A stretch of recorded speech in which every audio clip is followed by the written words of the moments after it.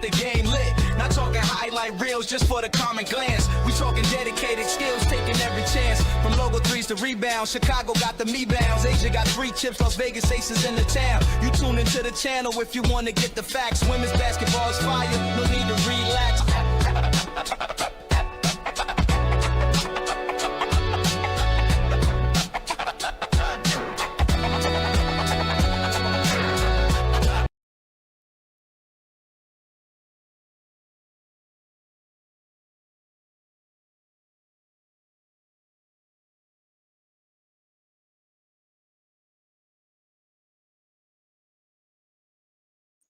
What's going on? What's going on? You see the countdown going. You know what it means. This is one of the few times I have broadcast and went live stream on Pro Fan Hoops.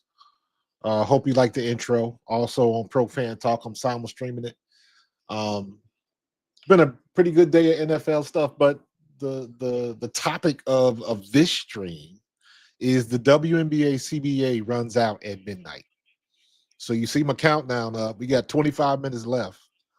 So I'm just curious what the W is going to do. I am curious. I've seen – what's up, Panda? I've seen, like, right now, Alexa Philippou, Ramona Shelburne, very respected in the industry, says the WNBPA is requesting a 21-day extension. And I guess that's what they're working out. Because apparently there was a 24-hour extension proposed, but the WNBPA, I guess they're willing to talk now. They said that they wanted a 21-day extension. So if the players have as much leverage as they've been saying that they've had, it wouldn't have gone this way. And I'm not saying that like, well, I kind of am, because I just think that they didn't go about it the right way. They were trying to bite off too much at the first new deal. This is a whole new ball game for everybody. They've been in existence for over 30 years, little over 30 years going in. We talk about this will be year 30 going into 2026, I believe, either 30 or 31, right? They've never turned a profit until now. So I've always said that them folks gonna get their money back. Betty says it's gonna be a lockout. It's gonna be a lockout, huh? Listen, I don't put nothing past nobody, man. I know it's a lot of money on the table, so it doesn't, in my opinion, it doesn't benefit the league. It doesn't benefit the W. It doesn't benefit the W and or its players if they lock out. And I understand them trying to play hardball. In my opinion, they wanted to streamline the Caitlin Clark entrance to everything else. That's how I can say it. They wanted to streamline the success they had. You know what? I'll go back a little bit before that, because I've said this before. If you watched me before, they want to, in my opinion, I first started paying attention to the WNBA with Kelsey Mitchell. I've told that story before. Kelsey Mitchell, her father was a very good friend of mine. I do not know Kelsey Mitchell personally, but her father was a very good friend of mine. Played college with him. We played as DeFrat together. So her father was a very influential friend of mine. Let me say it like that. And yes, he was a friend. Went to high school together, went to college together, played football in college together, the whole nine, right? So I started following Ohio State, and I followed her into the WNBA, but it was one of those situations where the few times I could catch the WNBA, the question is always, is Kelsey playing? Is Kelsey Mitchell playing? What's up, fam? Appreciate you. So take that interest, then you go to the next stage. Then I start hearing about Asia. Now, mind you, at this point in time, I'm not even following South Carolina yet because of Dawn Staley. Dawn Staley is on my radar, but I'm not following Dawn Staley. But I start hearing rumblings about Asia. Asia won a championship. Then Asia won another championship. Now they're in Vegas, and Vegas is popping. And the hotels are giving away tickets to see the Vegas Aces. And there's a lot of noise coming out of Vegas because Asia done won. She won a chip, and then she went back to back. Then she went back to back to back. Then the Las Vegas Aces, if I'm correct, I believe they were the first franchise to sell out season tickets before the season started. They made some noise about that. So what that told me was at least Vegas had a good group down there, had a good thing going down there. Vegas had it, they had it popping. You do that when you win chips. I remember when I guess it was the second or the third one, and I guess they showed the parade down in Vegas and all that kind of stuff. So that, to me, that's when the WNBA really started making noise. Was when everything happened with the Las Vegas Aces. At least that's how it resonated in my world. Then I started paying it, and then shortly after that, that's when Caitlin Clark hit. And I started watching Caitlin Clark her junior year because I had heard about her sophomore year. But I ain't gonna lie, I didn't watch Caitlin Clark her sophomore year. Heard about her, and then junior and senior year, that whole thing played out. LSU, and then South Carolina. Both times she lit it up, but both times her team was inferior.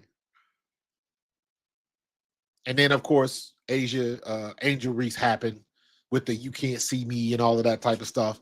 And the one thing that year when they lost to LSU, that's when I started paying attention to Caitlin. Number one, because of the game she had. They lit it up. LSU was just that much better. Angel was that much better. Flau'jae was that much better. Kateri Poole, a lot of people forgot about her, but she lit it up for LSU that year in that game. So LSU was just a better team. But after all of that happened, I remember Caitlin Clark's post game, and they asked her about that. And she basically kept it real. She was like, that's just two competitors talking smack on the court. I talk a lot of trash too. And she kept it basketball. And I was like, respect. Because y'all got your asses kicked. And you had an opportunity to kind of, I didn't like how they acted and all of that type of stuff, but you didn't. You owned up to your trash talking because Caitlin Clark, y'all know I'm a Caitlin Clark fan, but Caitlin Clark talks mad trash. I'm not a big trash talker, so that doesn't really impress me too much. But CC talks mad trash. And Angel gave it right back to her. Rightfully so. But in any case, when I saw that, that's when I became a fan of Caitlin Clark. So, and it just grew from there. Watch what she did in her rookie year, playing with Kelsey. That was even better. Because now I'm watching Indiana because I'm rooting for Kelsey Mitchell. Then Caitlin Clark shows up, and all of a sudden they winning games. And it's like, okay. And then everything that was happening the way it was happening, the overzealous fouling and the defense against her, all of that type of stuff, and she was still rookie of the year.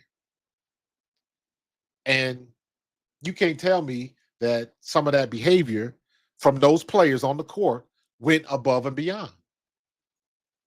So Cynthia Cooper, yep. Don't forget Tina Thompson. Tina Thompson used to light it up. Tina Thompson had handles.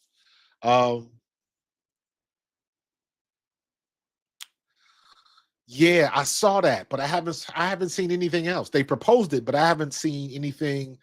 Like I'm on Alexa Philippou's Twitter page and I'm updating it, but I haven't. The last thing I saw was it says 53 minutes ago was from um she reposted a tweet from Ramona Shelburne saying that the union discussed a much shorter extension, and then that uh the WNBPA proposed a 21-day extension.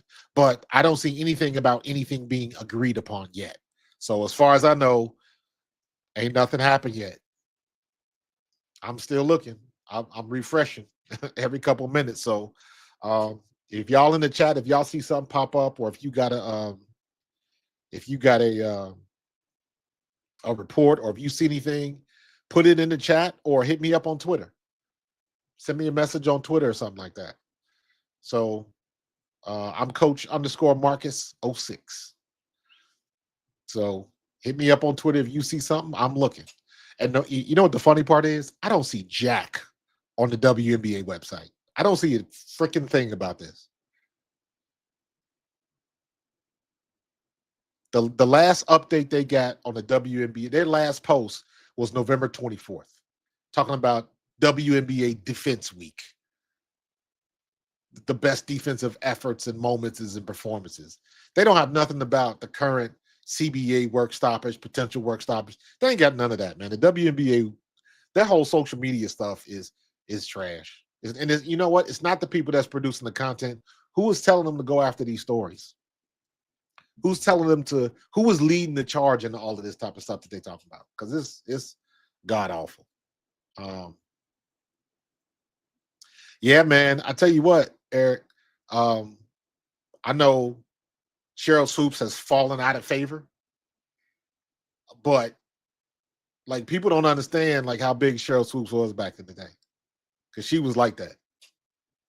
She was the truth.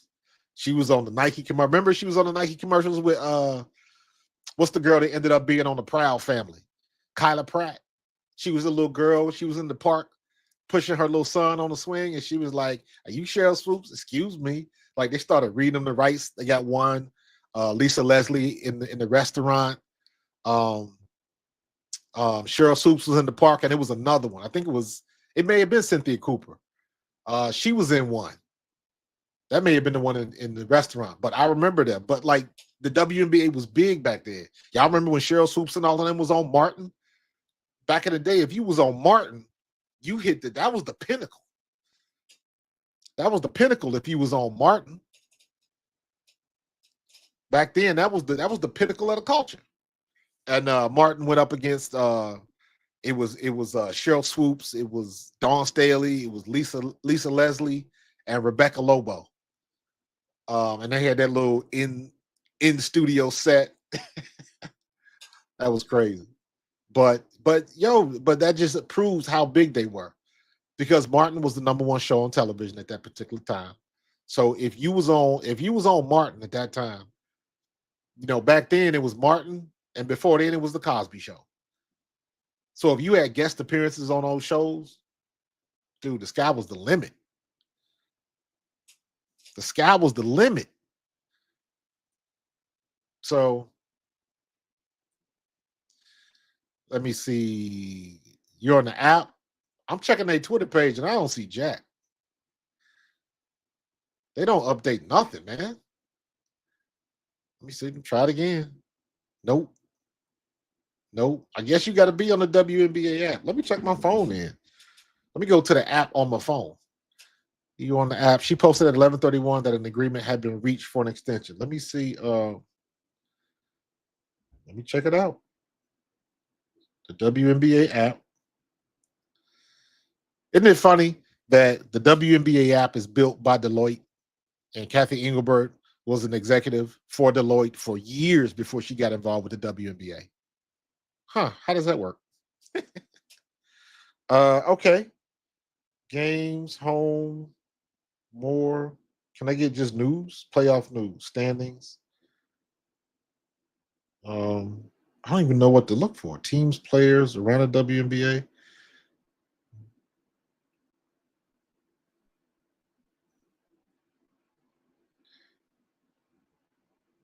Yeah, see, I'm just trying to look for more game, follow players. I don't know. I guess I ain't signed in. Maybe that's what it is. I can't even get past the stuff that's popping out. Shop, players. Man, this is booty. More stats, transactions. I don't, yeah, it's hard to find on here.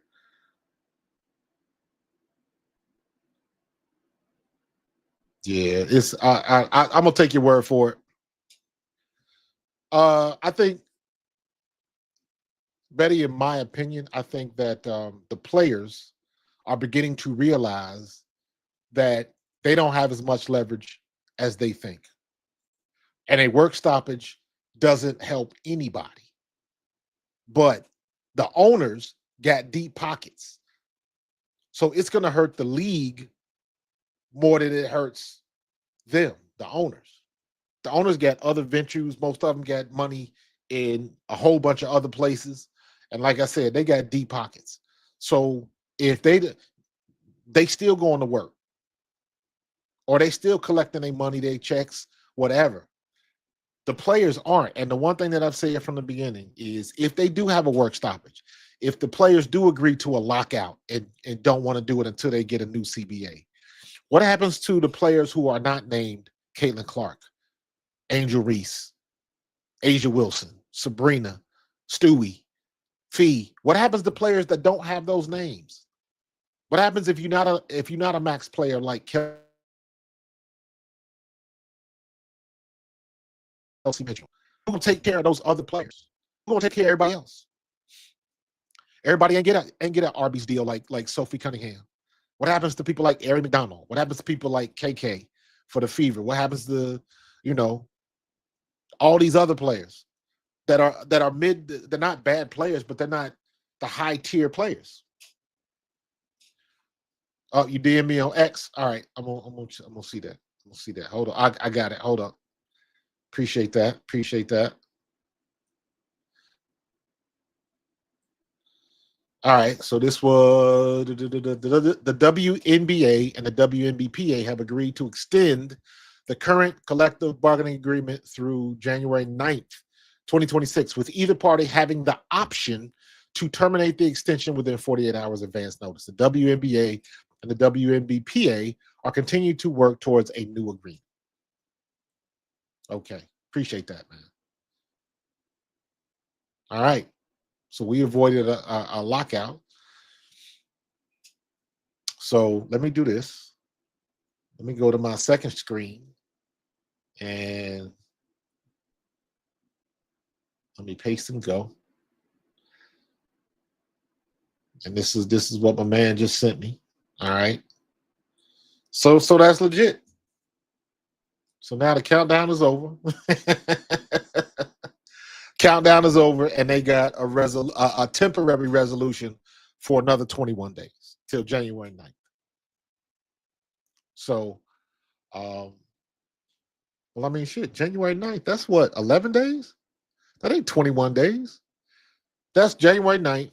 So, that's 12 days, isn't it? One, two. Oh, I'm tripping. My bad. We talking about through. I'm moving too fast. We ain't even out of November yet. We still got to go through December. So they got a month, basically a month and 10 days. That's what they got.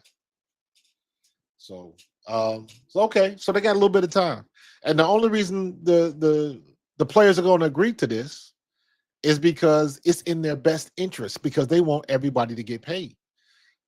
They deserve to have their max contracts upped to close to $1 million. All of that kind of stuff. But now this is the one part where I say you got to go. You have to look at the revenue sharing, and when you talk about revenue sharing, owners do not want to release the money that they make. Owners don't want to do that because that's a Pandora's box. Because then everybody is looking at you like, well, they got this. How come we couldn't get this? How come you only donated this much to that? And you open yourself up to everyone questioning what you do and what your organization does with the revenue that they get. You told us you was giving us this much, but you make that much. So, but you only paying us this amount. And like, it just opens up way too many problems. So that's the hardest thing about trying to understand how much revenue teams bring in. Did Washington just win? Washington just tied it up in overtime. Damn. Flag on the play. Holding. Oh no. Holding on Washington. Yeah, I know, Eric. I skipped December. I'm moving too fast. Yeah, man. The obvious example is baseball. Baseball is the easy example. When baseball had that lockout, that almost killed baseball because didn't nobody give a shit about baseball. And put two and two together. Most of y'all, maybe y'all didn't pay attention or you didn't care. But if you remember, after the baseball lockout, that's when they had the home run race. That's when, and again, this is my opinion, that's when baseball actively turned a blind eye to all the steroid use that they wanted to get rid of. Because they let it in the locker room, they let it go. They saw a lot of things and they just let it go because Sammy Sosa, Barry Bonds, and Mark McGwire were hitting home runs at a record pace, and everybody started watching again, and they started making money again. So they just kind of turned away from it. We'll leave it. I don't go in that room no more. Not for a while. We'll deal with it later. That's what baseball did. And then once they got their money back and got the crowd going and got everything back, that's when they were like, "Oh, we got to get steroids out of baseball." That's because everybody was pissed off at Barry Bonds. This situation with Shador, I know I'm jumping all over the place, but stay with me. This situation with Shador is not new. Shador Sanders is going through the same shit that Barry Bonds went through. They didn't like Barry Bonds because Barry Bonds didn't give a shit. He didn't care. And he told you straight out, I was a Triple Crown winner. And y'all didn't give a damn because these dudes was taking stuff and knocking the balls out of the park. And y'all didn't say nothing. And then when I started doing it, you had a problem. Barry Bonds was a Hall of Famer before then. Before he broke the home run record. He was a Hall of Famer then. So he didn't have to do the steroids, but he said, well, hey, if they doing it, I'm doing it. And they win in games. And so that was the whole situation. So I use that analogy with Shador Sanders and Barry. Like, if a league doesn't like you, they will do everything to kind of back you down. And then look at what they did with Caitlin Clark. For whatever reason, and I still don't understand this, for whatever reason, they couldn't stand Caitlin Clark in the league. The vets, the vitriol, the pettiness, and all of that type of stuff. And she just kept balling. She just kept launching them threes. And it was like, it was so obvious. It was so obvious. The people that was cool with it, it was easy to tell. And then everybody else had, like, it was just like there's always one person where you want to give extra to. And Caitlin Clark was that person. Not because she did anything to anybody else, because her light was shining so bright. And in my opinion, most of them other players in the W was just straight up jealous. Because I've said this before, there is no question that Asia Wilson is the best player in the WNBA. Period. That's a full stop. There is no misunderstanding. There is no argument. Nothing like that. She is the best. However, she was not the most popular. And then when Caitlin Clark showed up, everybody got taken down to a different tier. Everybody. Caitlin Clark overshadowed Stewie, Sabrina, Asia, you name it. Fee, All of them. And they couldn't stand it. And they just thought that because I'm the best player, that I should be the face of the league. And I'm like, that's not how it works. From a fan's perspective, that is not how it works. Michael Jordan is the easiest example to give, because to this day, everybody still want to be like Mike. Everybody's still wearing his shoes. When Michael Jordan steps on the scene, people pay attention regardless of what he's saying, regardless of if he knows what the hell he's talking about or not. If Michael Jordan says it, you at least gonna pay attention. Michael Jordan didn't win in the NBA until like his 5th or 6th year. But people were so enamored with him and what Nike did with him, like he was everywhere. He didn't win not one championship until he got Pippen and got some other pieces to the puzzle, and Phil Jackson came along and they put things together. He wasn't winning jack, but he was the most popular player in the league, period. And if you watch any of those games in the 80s, I'm lucky enough, I grew up in the 80s, so I saw it as it happened. I saw it in real time. ESPN is not ESPN if it wasn't for Michael Jordan and Stuart Scott. They are what made ESPN what it is. And then I read the article. I wish I could find it. It was an article that came out. This was a couple months ago, but it was talking about what happened. There was an executive, I believe he was in charge of programming at ESPN, and he just straight up said it. He said it out loud too. He said, "I don't like the WNBA, and I don't want it. I want to get rid of it." And he was an exec at ESPN, so they were on the, they were off Broadway, if you feel what I'm saying. He didn't want to let the WNBA, he didn't want to put any games on ESPN. So he basically sabotaged it. That's why when after the initial push, the initial beginning of the WNBA, because again, most of y'all weren't around back then. I was. The WNBA in its inception was selling out arenas. They didn't have a lot of teams, but the ones they did, they had players, they had ballers. Like we were saying, Cynthia Cooper, Cheryl Swoops, Rebecca Lobo, Lisa Leslie. And this is before Candace Parker happened. In my opinion, Candace Parker was the first player that folks out, just fans in general, was like, whoa. Cheryl Swoops and all of them, they had the Olympics. They rode the wave of the Olympics, because back then there were no distractions. So they rode the wave of the Olympics. And like I said, they got Martin. It was Good Morning, the Tonight Show and stuff. I think they was on Arsenio.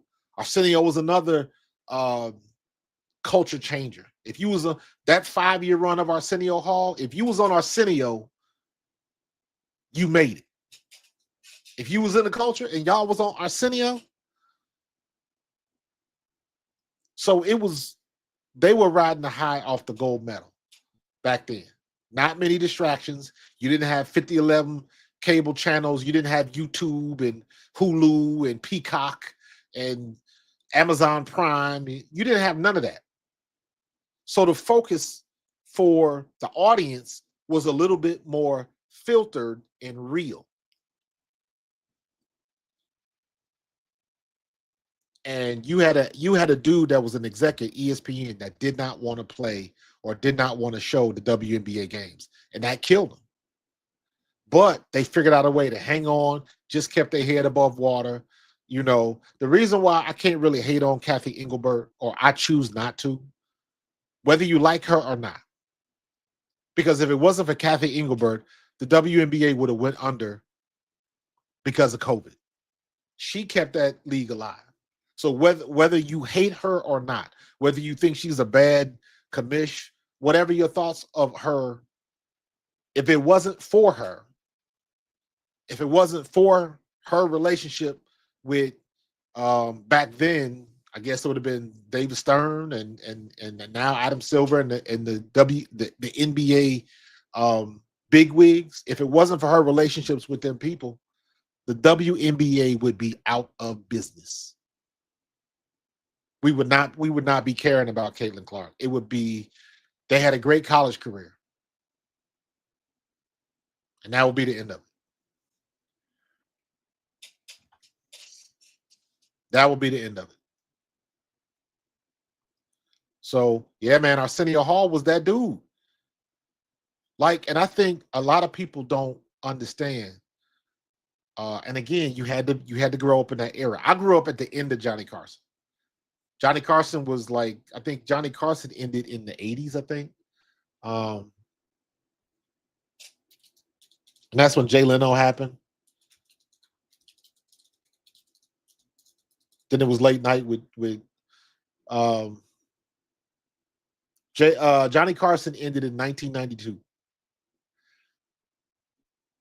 1992. But it was a culture changer, man. Johnny Carson, and this has been proven. You can go look this up. But Johnny Carson didn't like folks like us. Though, and he played the game because he had to get the big stars, and Cosby would be on there, Richard Pryor was on there, Sammy Davis Jr. But that was, you ain't see a lot of skin folks on Johnny Carson. That's just the way that it was. So you had to go to other avenues. But they've been running the same promo strategy for the W for too long. They let a lot of stars that could have been bigger and held them back. Yeah. It's a combination of a lot of things, man. ESPN had a hand in it. The WNBA, I think the WNBA wanted to do a lot of things, but they just didn't have the money to do it. They got forced into the whole situation with the airplanes. Remember that? Caitlin Clark's rookie year, when they was bitching and moaning about about the planes and airline travel. You a professional league and you going to these teams and you flying coach. And you got a woman that's 6'4", 6'3", 6'4", and she flying coach. She can't even fit in the seats. You know what I'm saying? So like things like that. Like when I was with the Eagles, we had our own private plane. I remember going to away games with the Eagles, and we drove directly to the runway. There was a back way that we had to go. I remember the first time I went there, I had to follow somebody else on the team because I didn't know where the hell I was going. And we took some back roads. You end up somehow behind the airport, and we would park our cars in a specific place, and we would walk on the runway and get on the plane. Just like you see it when you ever see when the championship team arrives home from the airport and they always show them getting off the plane. It always looks like it's somewhere else. It ain't at the airport. It's just a little off the beaten path. That's what we used to do. But you got these girls riding coach, and if it wasn't for the situation with Caitlin Clark, when it became a security issue because you got people stepping to them. Number one, because they women, and then you got these guys stepping to them in the airports, and it got crazy. And so they had to have security, and then things it became a problem. So they had to do the private charter jets. They had to do that, and it cost them another 50 million. That's why the normal loss for the league was around 25-30 million. They was losing 25-30 million a year at least. That's why the NBA subsidized them with the NBA was giving them $25 million a year so they can even out their losses because they were averaging around $25-30 million in lost revenue per year. And the NBA was subsidizing that. So when they get the planes, now you add the cost of the plane deal to the 25 million, and now that's another 25 million. So now they at 50. So that's just the way that worked. So Skylar Diggins dropped the ball, Candace, they dropped the ball, the same option. I would beg to differ. Skylar Diggins she had the look and everything, but Skylar Diggins ended up, in my opinion, she ended up being like putting all her business out in the street. And then you know how people get with divorce and all of that type of stuff. It was just, I don't know. Like it depends on who you trying to cater to. Because men will look at that situation and like, Candace Parker, I agree. Lisa Leslie, I agree. But it wasn't, I don't even know how to say it. In my opinion, the biggest example of them dropping the ball was the chick from France. The chick from France that played in the gold medal game and almost beat the US. What's her name? Play for Seattle now. So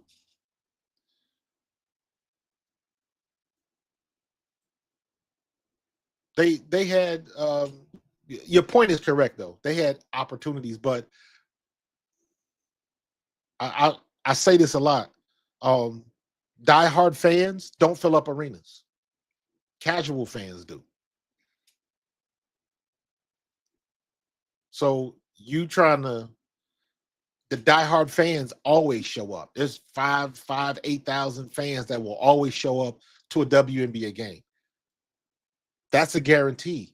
But if you at a 20,000 seat arena, you got 12,000 other seats that you need to fill. Who's coming to that game? Then Caitlin Clark happens. Now, I will say this. I saw the stuff with Caitlin Clark when she was still at Iowa. I was like, what in the hell is this? And this is, to me, and this is just me. Everybody else might have a difference of opinion. All right. But with Caitlin Clark, they was on TV all the time. But CBS or whoever, ESPN, whatever, they did a story. And all they did was show the students waiting to get tickets, because student tickets, you get them at a discounted price or you get them free if you a student. They were up. The game wasn't until 8 p.m. The students were in line at 4 a.m. waiting for the door to open and for them to get tickets. And I was like, you got to be kidding me.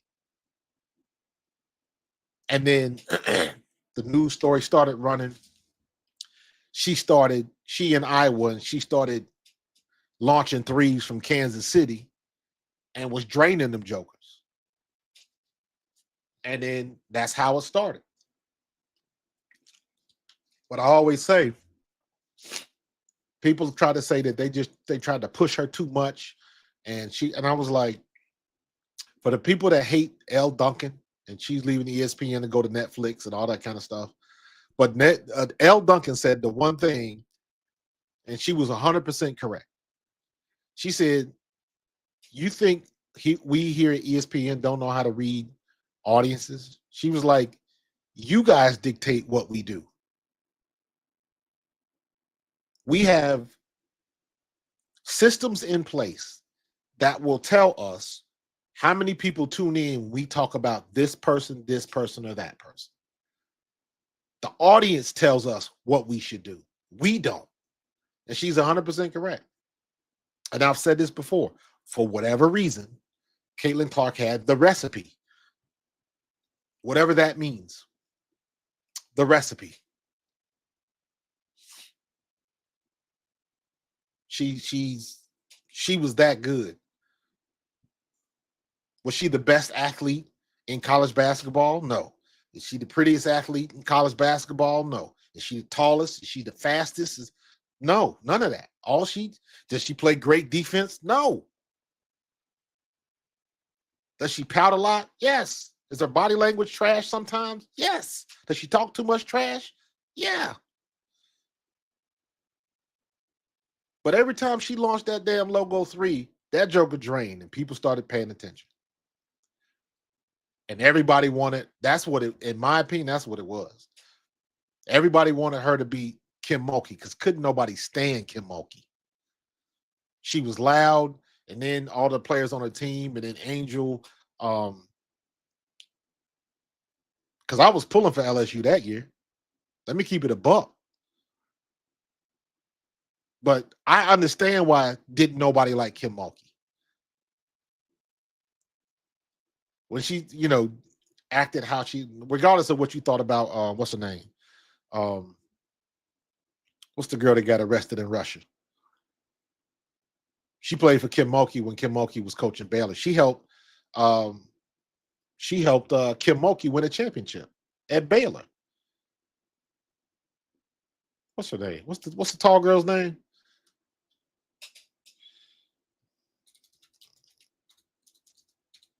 Not Kim Mulkey. Dang it. Why am I blanking on everybody's name? Thank you. Brittany Griner. Man, I'm getting old, bro. CTE is on me. Shit. I can't remember nothing. Brittany Griner. Thank you.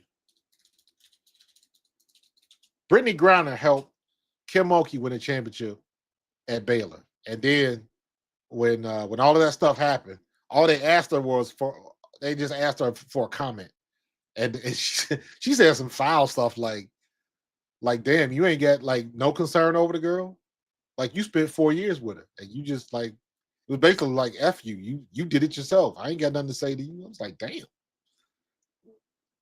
So that and other things, like people, she got the attitude and Kim Mulkey does and all that kind of stuff. When she swore up and down that a reporter was trying to do a hit piece on her. Y'all remember that? When she had the press conference and she was fired off and she was threatening to sue if the dude released the book, and it was a hit piece and this, that, and the other. And when the dude finally released the book, like a couple of days later, it was fine. Matter of fact, the chapter on Kim Mulkey was very, very positive, and you ain't hear shit else from her about it. And it ain't like the dude changed the book, because she was talking all of this trash, and the dude released the book like less than a week later. So it ain't like he had time to change it. Books was already shipped. Barnes and Nobles had their stuff, and but I say all that to say that's why they didn't like Kim Mulkey. And when Kim Mulkey came off against Iowa, Iowa was the David to LSU's Goliath. And everybody wants to see the little guy win. But Angel Reese balled out. Flau'jae balled out. Kateri Poole balled out. And all Iowa had was Caitlin Clark and Kate Martin. Hannah Stokey, she ain't quite have it. So, but at the end of the day, she make people watch. And that's what it come down to. That's what it come down to. See, they still haven't updated. I don't know. Let me see. All right, here we go. Statement from ESPN from statement to ESPN from the WNBA. The WNBA and WPBA have agreed to, so just like the other one we found. So they finally updated it. This was at 11:31 p.m. So they got it updated. So now we're gonna see what they're gonna do. Now we're gonna see what they're gonna do. So it'll be interesting to see what's going on. It'll be interesting. So they're gonna get paid a lot of money, because here's the thing, and don't get it twisted. Everybody that's joining Project B, they know what the hell they're doing, because that's gonna force the WNBA to really jack up their payment plan for these players. Because I just saw all of this. I don't know how many of y'all watch golf. I play golf, and I keep up with the PGA, and I keep up with Live Golf. And Live Golf did the exact same thing. Live Golf had Saudi money and oil baron money, and those pockets run deep. I would even go far as to say those pockets run deeper than the owners in the NBA. You talking about that we, what Buster Rhymes said? We talking about that Arab money, Dubai money. So they paid all of those golfers to leave the PGA Tour, and you know what them golfers did? They left the PGA Tour, and the PGA got butt hurt. I mean, really, it was ugly. It was high schoolish. That's what it was. It was high schoolish. It was people coming on the air after golf tournaments, like cussing out players that went to the Live Tour. You got some dude that barely made $100,000 on the PGA Tour. He goes over to the Live Tour and he's making $5 to $10 million. And you mad at him? Please. And you know what the PGA did? They upped the purses for the golfers.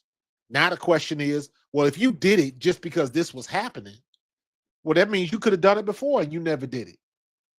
That's the issue. That's the leverage because of Project B. That's where it is for the WNBA right now.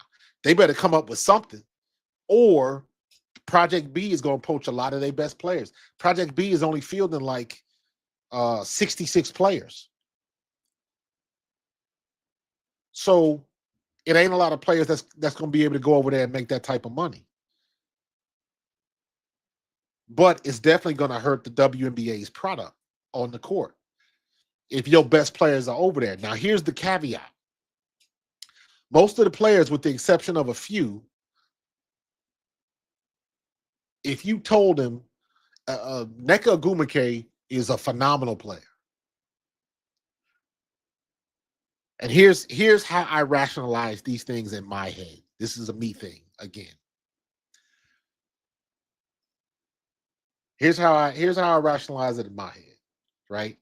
If Nneka Ogwumike says she was showing up to the mall to sign autographs for 2 hours, what do you think the line would look like up there? Look at all of the names in Project B. Let's see if I can bring this up. All the signees.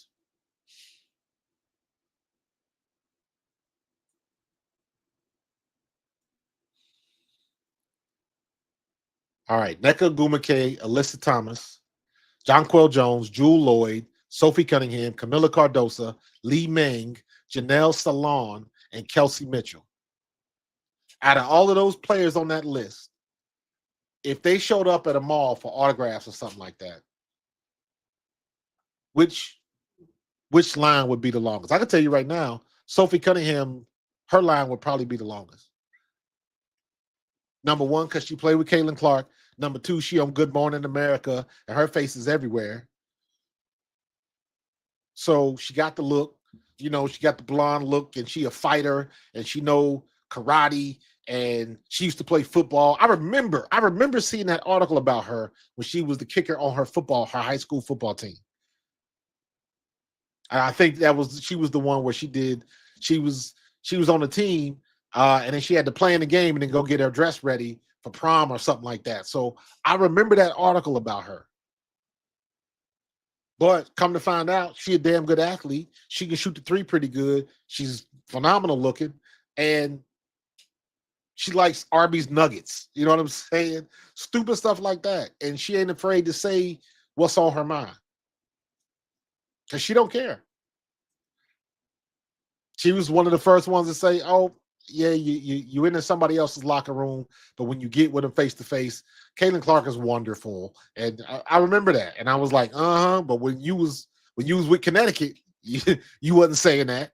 You had a different outlook. But my point is Project B All of those people, out of all of those people on that list, if you had to go get the autographs, are you going to wait in line to get something from NECA? Are you going in line to wait for Alyssa Thomas?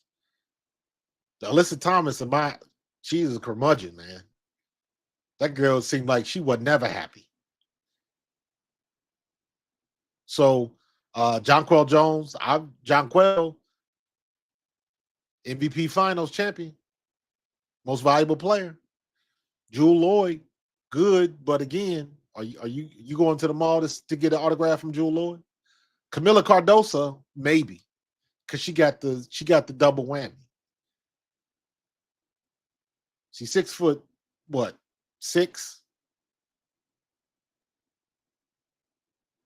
Great looking girl from Brazil, and she won a championship with Dawn Staley. So she got a little bit of gravitas that people still remember. Li Ming, I don't even know who she is. I believe Li Ming is that, like, isn't she like 6'10", 6'11" from China? I've heard her name before, but if it's who I think it is, that means she's just a big, tall girl. Janelle Salon, she's another French player. And Kelsey Mitchell, homegirl. But if you are not a WNBA fan, do you know who Janelle Salon is? Do you know who Kelsey Mitchell is? If you are not a WNBA fan, the only recognizable name on that list, in my opinion, is Sophie Cunningham. That's it. You don't know NECA. It ain't that many Carmax. No, that's not even NECA. That was her sister. That was her sister, the one that talks a lot on ESPN. So out of this list, Sophie Cunningham is the only one I would recognize. Or I guess I'm saying an average person would recognize, not anybody else.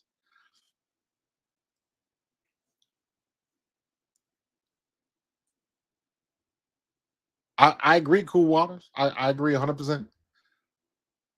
But it's about the money, but they got to start somewhere. They got to start somewhere. And what is the WNBA going to do? Because eventually, they're going to take somebody that they don't want to lose. It might not be Caitlin Clark, but like I said, Caitlin Clark, she can't make all the commercials. She can't get all the endorsements. And it was only a matter of time before everybody else started getting the spillover. It was only a matter of time. Before Caitlin Clark, before Angel Reese, the only endorsements that I can remember seeing, and I'm really trying to think. I remember seeing the Nike commercials back in the day with Cheryl Swoops and Cynthia Cooper and that whole Nike. You can look that up on YouTube. They're cute commercials. I thought they were really good. Well done. It looked like Spike Lee shot them. They had the Little Rascals theme playing in the background, and Kyla Pratt would come up. It was Kyla Pratt and two little white girls. And they had the spunky attitudes and all that kind of stuff. But it was funny. It was Nike. It was funny. Other than that, the only commercial I can think of is like the CarMax commercials with Sue Bird and Asia Wilson, and that's it. You see the stuff now with State Farm and Caitlin Clark, but before that happened, I'm hard pressed to try to think of seeing WNBA players on TV or in an ad or something like that. I don't remember none of them.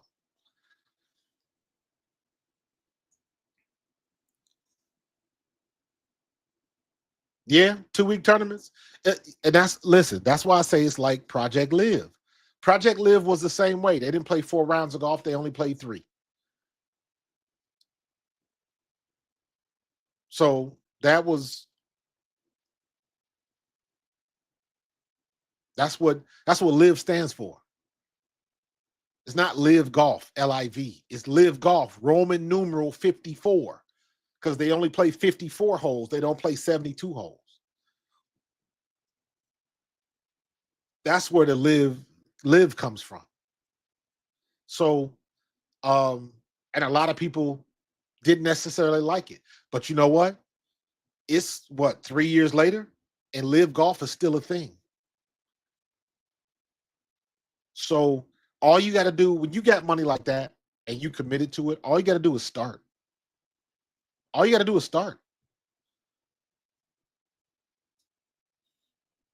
Because let me be honest with you. Congratulations on Unrivaled. I can't watch it because I don't like 3-on-3 basketball. I tried to watch 3-on-3 in the Olympics. It could not hold my interest. Tried to watch Haley Van Lith and all of them. They ended up winning bronze or something like that. I was not interested at all. I watched maybe 6 games of Unrivaled, and after that I was like, it just don't do it for me. I liked the little one-on-one tournament they had. That kept me interested for a day, but other than that, I was like, I'm okay. I can find something else to watch. So that's not everybody. 3-on-3 is not everybody's cup of tea. I didn't like the big 3 either. Ice Cube's thing. It doesn't interest me. I like 5-on-5 basketball. I like women's basketball better than I like men's, to be honest with you. But not 3-on-3. I don't watch men's 3-on-3, and I don't like women's 3-on-3. So Unrivaled, meh. I'm gonna watch Unrivaled this year. You know why? You can guess. Kelsey Mitchell's playing in Unrivaled. That's why I'm gonna watch. Period. I don't give a damn about all them other teams. I will watch to support her. That's it. I don't like 3-on-3.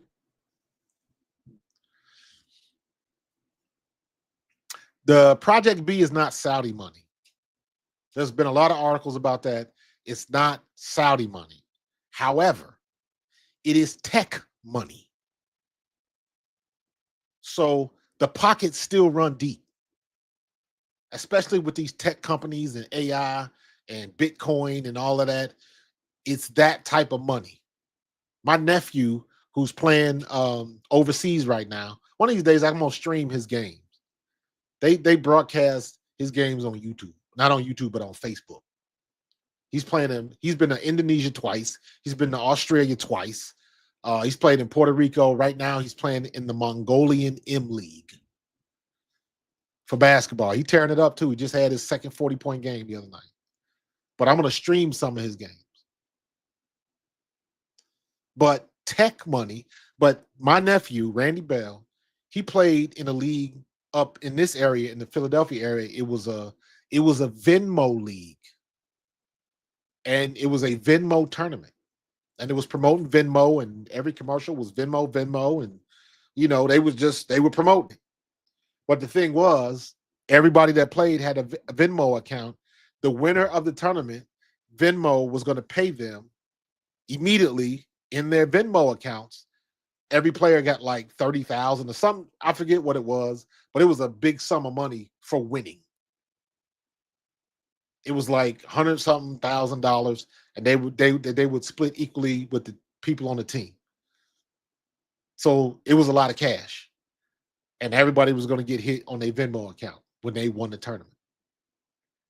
And I thought that was a cool idea. But my point in all of this is that is tech money. That's the type of money you're dealing with Project B. It's not Saudi money. And I'm sure that they got some Saudi ties, but it's not directly Saudi money. It is tech money. It is Bitcoin money. All that type of stuff. And them pockets is deep too. They ain't quite deep like oil pockets. I'm just going to say that. But when you're dealing with people like that, friends got friends. And they all got money. So they ain't none of them missing no meals. Wait, why do you think you don't enjoy Unrivaled? Do you think because it's non-traditional? Yeah, I guess you could say that.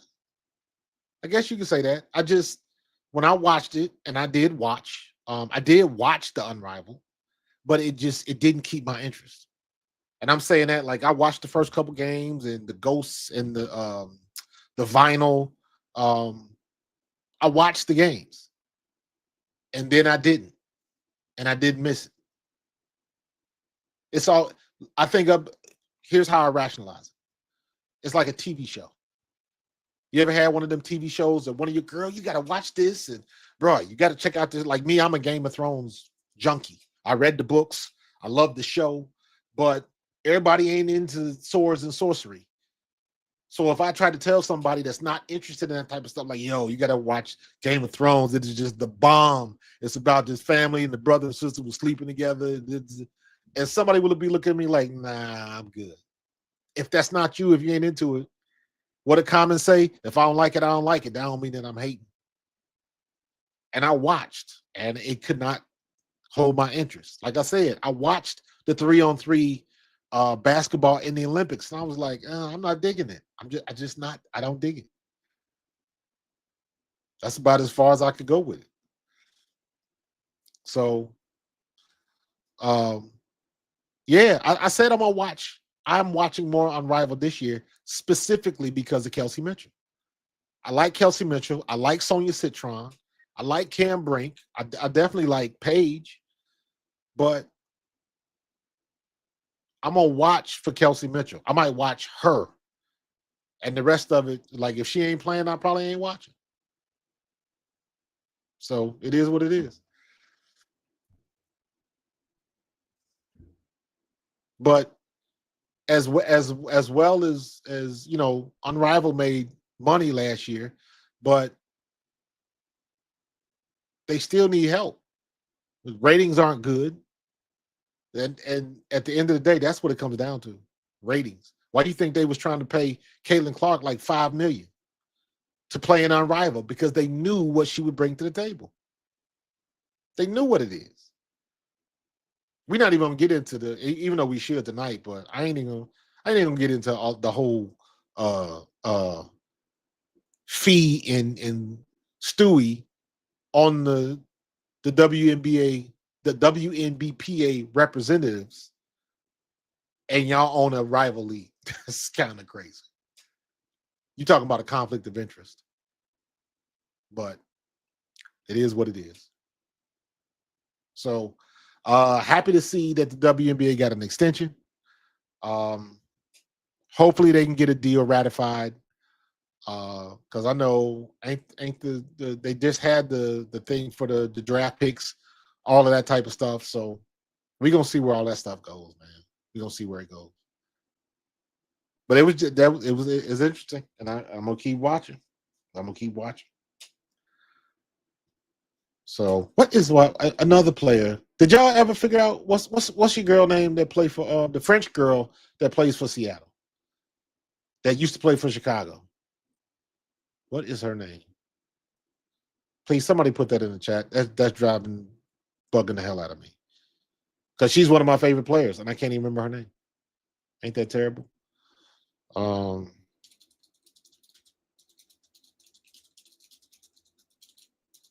French players from Seattle. Gabby Williams. Thank you. Oof. Drive me nuts. Gabby Williams. Gabby Williams is another one that I would watch, especially after her performance in the Olympics in that gold medal game, that she was 6 inches too short. If her foot moves back 6 inches, that's a 3 different outcome. So,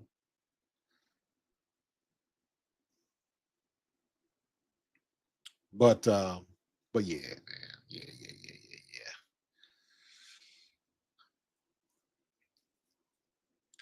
I done left my girl Nafisa out. I follow her wherever she goes. She's my favorite player. I love Fee. I don't blame you. I love Fee. Um, at one point this past year, I had Fee as the best player in the W, even better than Asia, but she couldn't stay healthy. Asia did. Asia came back as a force, even though Indiana should have made it to the finals. If Kelsey Mitchell doesn't get sick in that last game, Indiana beats Las Vegas. I am convinced of that. If Kelsey Mitchell doesn't go down with whatever that crazy 1 in a million disease, but I understand when your body lock up, that ain't fun. That ain't fun at all. But if she stays in the game, I believe they beat Las Vegas and go to the finals and beat Phoenix. Phoenix.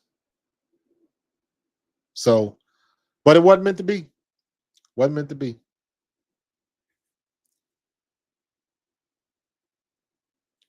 Somebody hooping in the W and doing OnlyFans. What you talking about, Liz Cambridge? She got mental issues, don't she? Because wasn't she like beating up on people? I don't know, but I know it was Liz Cambridge. That was well known. Um, yeah, she was trying to get back in the league. Now, everybody gonna be trying to get back in the league. Kennedy Carter. Kennedy Carter should be in the league, but she burned too many bridges. She burned too many bridges. And when you when you go at the Golden Goose, I was like, come on now. Come on. He had to do that. So yeah, the cute crazy giant. Yeah, she was good, man. She was what, 6'7", 6'8"? She was big girl, but she could move. But they get into all the other stuff, man. And it's listen, man, you got when you in a professional game, and to me, this is like what a lot of these women in the WNBA just didn't realize is that um the scene changes for you. The scene changes big time. And you can't do the same shit you was doing when wasn't nobody coming to your games. That's what you can't do. And some of the stuff that the W did this year was like, I had to scratch my head. I was like, why you trying to hurt the girl? They were trying to, well, the optics of it were, it wasn't as bad as her rookie year. I will say that because the rookie year was just stupid, and they looked petty and jealous and all of that. All of that. She got the one girl from Seattle punched her, like kind of did a hidden uppercut in her face one game. Um, and then all of the unnecessary aggression, it was a lot. It was a lot. And I understand that's when you're the number one pick, you got the target on your back.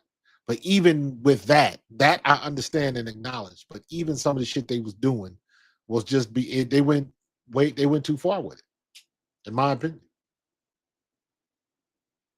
There was, and here's the bad part of it. It was a whole lot of shit that happened that was a hell of a lot worse than what Kennedy Carter did. I'll say it like that. Indy and Washington are going to be fun. Yes, Sonia Citron and Kiki Iriafen. Woof, love it, loved him. And then you got AZ Fudd coming out next year. Lauren Betts coming out next year. Everybody wants to see what's going to happen with Mylasia for Wiley. Eventually, Juju's going to get back on the court. But I will say this. Keep your eye on that girl at USC named Jazzy. That girl, she got the look and she got the game. For the same reason they fell in love with Juju. Juju is a top-tier celebrity now. She did the thing at USC. She was dating Jaden Daniels. So whenever she get back on the court, now you got Juju and Jazzy. Woof. That's a good combination right there. Olivia Miles coming out. Hannah Hidalgo is just on some other stuff right now.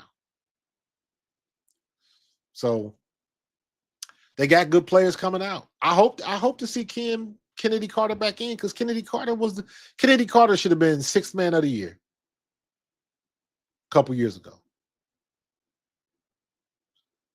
Because she came off the bench and then she ended up starting. But she was the truth. If Kennedy Carter played in the last 5 games for Chicago, Chicago makes the playoffs that year. Angel Reese got hurt, and then the whole thing with her, I don't know what was going on, but if Kennedy Carter is there, they make a run for the playoffs. They win enough games to at least make it. And that's the start. Now, it looked like it done with the shit.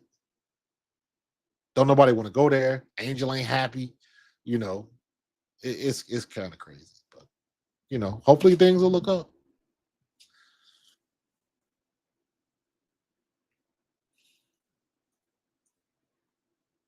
That's what they did to every star coming in. They did to Candace. Crazy to the point she stopped dunking. You know what?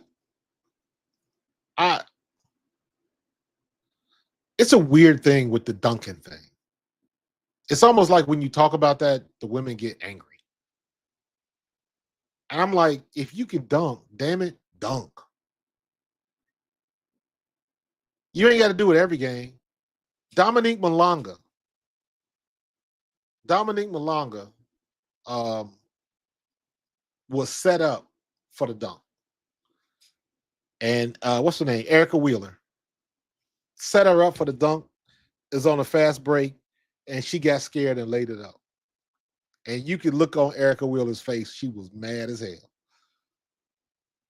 And I've seen some of Dominique's tapes when she was still in France, and I'm like, it ain't even an effort. It's not like she barely getting up.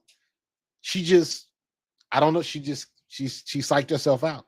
You know who else can dunk that, but won't do it? Kiki Iriafen. Kiki Iriafen can throw it down. I'm talking yank it with some authority. She never did it. Never did it. The only dunk we got last year was Brittany Griner in Unrivaled. Toby Fournier plays for Duke right now. She can dunk with two hands. Toby Fournier been dunking since she was 14 years old. And I still ain't seen her dunk in a game. And I'm like, just do it one time. Somebody just needs to yank one and just throw it the hell down. And the place would go nuts. It would be on Sports Center. It would be on every highlight. And that's what you need. You need to have some type of measuring stick with the men of the NBA. Because there will always be a gap, but at least try to lessen it a little bit. And dunking could do that. To those that can legit dunk. I still like to see the threes, the logo threes, and I like to see Kelsey Mitchell just run by everybody. Because Kelsey Mitchell is a damn runner. Kelsey Mitchell is Saquon Barkley on the court. Just goes by everybody. So I want to see more of that, but maybe they'll do it next. Maybe they'll do it next year. Even my 14-year-old niece, who only watched women's basketball, if she sees me watching it, knows who Juju Watkins is right now. Juju is the next big name, but that girl Jazzy. Also, look out for Malaysia's coming out, but look out for that girl that transferred from Rutgers that went to Penn State. Her name is Keomi McMillan. And that girl was so nasty. Her handles are so nasty. I don't even know what to call it. But you could tell that she didn't like sharing the rock because she would come down the court, do these moves, and literally, I had never seen this before. Literally, the other players on her team would be sitting on the court like this with their hands folded like, oh, here she go. I know I'm not getting the ball, so I don't care. That's what it looked like. But she was shaking and baking and just doing double spin moves and all kind of crazy crap. And then she ended up getting into it with the coach. And the coach sat her down. And the coach sat her down when Rutgers was supposed to play USC. And she was denied her opportunity to play against Juju Watkins. And for a player like that to be able to measure herself against Juju Watkins, that would have been a phenomenal game. And the coach shut it down and suspended her for that game. And then she immediately went on Instagram and apologized to all her fans and that it wasn't her decision. And the next thing you know, she was transferred. She was getting the hell up out of there. And she ended up at Penn State. Not a very good program. They won not a lot of games last year. But she up there now, and hopefully she can make a difference. Yeah, Kiki can throw it down with authority. She can throw it down with authority. So, but what good is it if we don't see it? What good is it if we don't see it? There's another French girl dunking now too. France is going to be a real problem in the World Cup and the next Olympics. Absolutely. Absolutely. So I don't know. I was looking at the Olympic team. Um, I got questions. And let me be honest with you, Kara Lawson, she the head coach for Duke that's coaching this Olympic team. Yeah, the way Duke is struggling right now, I don't know. I'm just saying. I don't know. Looking, should have took the money, Toombs. This group you got, Toombs, is real squirrely, real skittish. That was a word he used in the movie. Real skittish, Toombs, real skittish.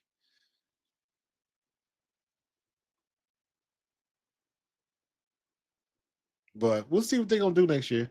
Let's see if they before we get into next year. Let's just see if they can get a CBA ratified.